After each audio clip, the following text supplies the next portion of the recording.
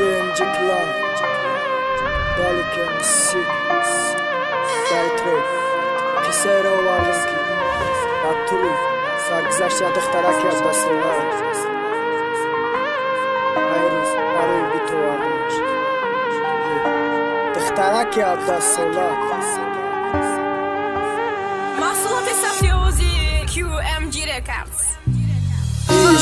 Ser fajki yazdobush beat bisjore ka se shigna bosha Haruzesh misli bahore Garoshik boshen haruston kak zimistoni Sardaj pacani ka maghalaj Dastesh chikore omad kardaj Neki dikhtaro zinabad Baroki sun paras bad khalfi ayoti Dikhtarak barvaq shikasta bad Dikhtaraki yabda sola bajda Qadam monde say khidish khid naka Pishti sun mayo chasuzonde say Har sar bonay donishgo isme gardam oshinda u bacha بنوموس یا شای گفتم اتش دل جینگا بزنم از مشوا پتانی کم بغلو سده خطه که نوشته بد میروم میبینش بسرده دیلی پتان هایم چی میمونه ده سرزایا بای باید بیام دختره پرسم چی بایی خیکه ده زنگی تلفون الو برد عروس ده کلیم بره میروه که عروسش مسای ده کچوکی دیگره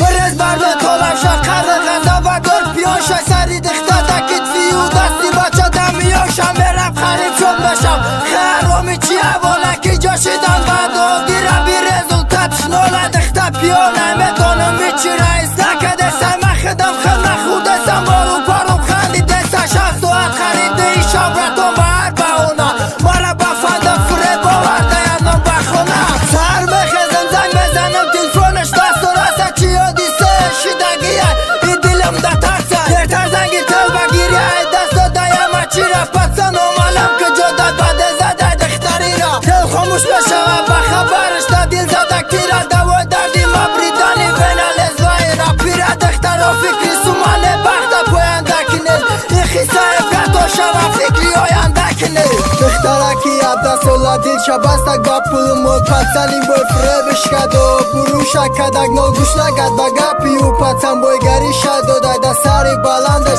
لپشی اویلشون شیدک پس ای خونه کوچه نمه بروماد برای کی بدنام با دیل شبست چیزی دنیودا برای کی اخلش خون بدم بدم سرشد دیوال دم ازد چی کار بد کدم تا نزدیخ شد تبار اویلم ما آدمی بدم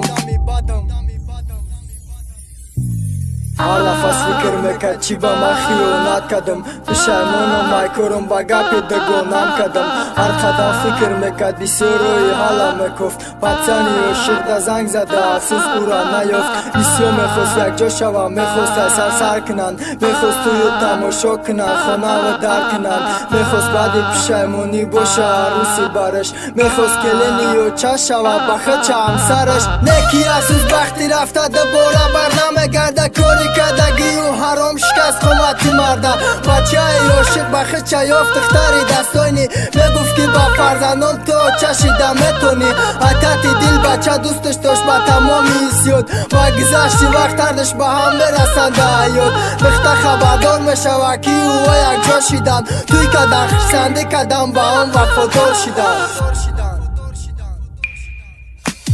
بسیار میخواست با جای دخته خودش باشم سرش خطش دایم بالش باشم میخواست که باشد دبرش افسوس که دری خانه بخ پوشیده شد بروشم پولم باید بازگریشا گرفت رزان دا بروشم سخت پشیمانه کاری کردش لکی نداره سود او پس از زندگیش از